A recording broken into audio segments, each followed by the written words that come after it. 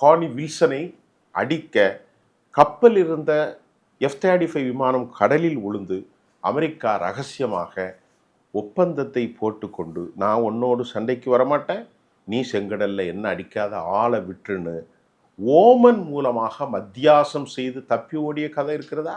அப்போ இந்த அளவிற்கு ஈரானுடைய பிராக்சிகளான ஹூதிக்களிடத்திலே எழுதி கொடுத்து சென்ற அமெரிக்கா ஈரானிடத்தில் எப்படி ஹர்மூஸிடத்தில் சண்டை போடாமல் தப்ப முடியும் என்பதை நீங்கள் உங்கள் பாதைக்கு நான் விட்டு விடுகிறேன். இது கீழே விழுந்து மண் ஒட்டாத கதை. ஏனால் அவர்களுடைய ஆயுதங்களை தடுக்கும் வல்லமை இவர்களுக்கு இல்லை.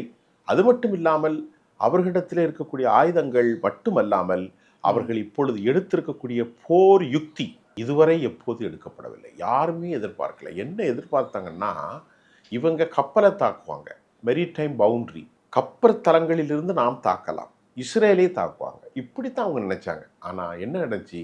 அமேசான் கம்பெனியை அடிச்சு நொறுக்கிட்டாங்க, அராம்கோ கம்பெனியை அடிச்சு நடத்திட்டாங்க, அல் உதீதை அடித்து நிறுத்தினாங்க, அதெல்லாம் தெரியும். அதே மாதிரி ஃபுஜைராவை அடித்து நிறுத்திட்டாங்க. 5th பெட்டாலியன் அதாவது கடற்படை தளத்தை அடித்து உனக்கு எங்கெல்லாம் பணம் வருதோ அங்கெல்லாம் காலி. அராம்கோ நிறுவனத்தில் பிரதர் அதோடைய மொத்த இன்வெஸ்ட்மெண்ட் 180 லட்சம் கோடி. 1933களில் 37களில் உருவாக்கப்பட்ட அந்த கம்பெனி அமெரிக்காவினுடைய 2 நிறுவனங்களுக்கு உரியது.